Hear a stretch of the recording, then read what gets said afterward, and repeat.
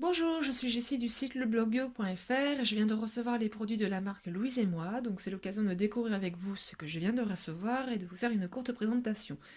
C'est ma deuxième vidéo, donc je serai peut-être un peu pâteau, désolée.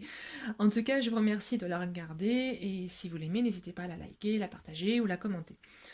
Alors, pour ceux qui ne connaissent pas encore Louise et moi, sachez que c'est une société des Midi-Pyrénées qui fabrique des soins cosmétiques bio et naturels.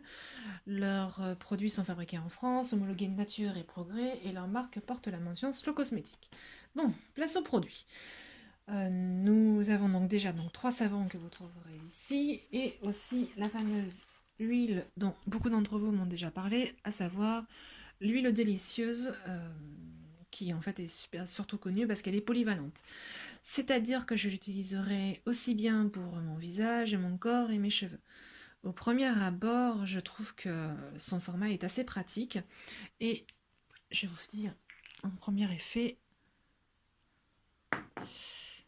déjà la texture est géniale et elle sent super bon. Bon, je vais la tester pendant plusieurs semaines avant de vous en décrire les effets et en attendant, vous pourrez donc la retrouver toutes les informations nécessaires à travers un lien que je vous donnerai en bas de la vidéo.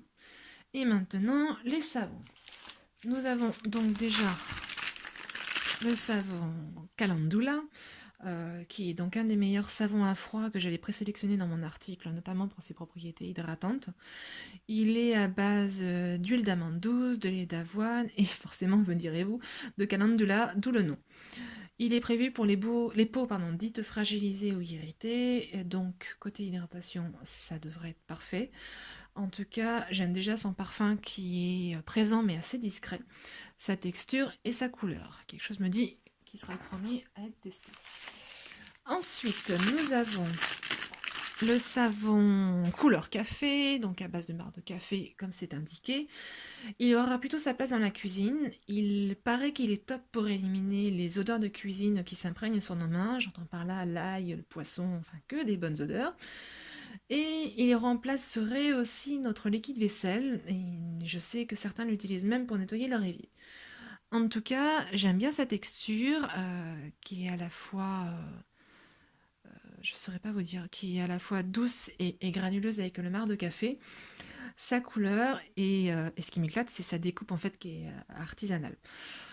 En tout cas, son crash test dans la cuisine est imminent, donc dès que possible, je vous ferai un retour. Et enfin, nous avons un savon tout vert qui s'appelle le chanvre à tout faire. Louise et moi, en fait, l'appellent le couteau suisse des savons car il est prévu à la fois pour les cheveux, la peau et même la barbe de monsieur. Il est principalement à base d'huile de chanvre, pardon, et on doit la couleur et le parfum au romarin et à l'huile essentielle de pin. Bon, ok, j'avoue, j'adore en fait le pain et le romarin, donc côté parfum, moi je suis déjà aux anges.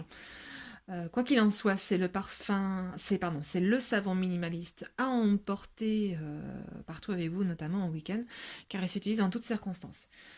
Il sera peut-être pas idéal pour mes cheveux, mais enfin l'histoire de 2-3 jours, ça fera parfaitement l'affaire. Voilà, dans l'ensemble, j'aime beaucoup l'emballage minimaliste des savons et la découpe artisanale plus la texture, et j'ai pu la tester. Voilà, c'était une courte présentation des produits donc de Louise et moi que je viens de recevoir.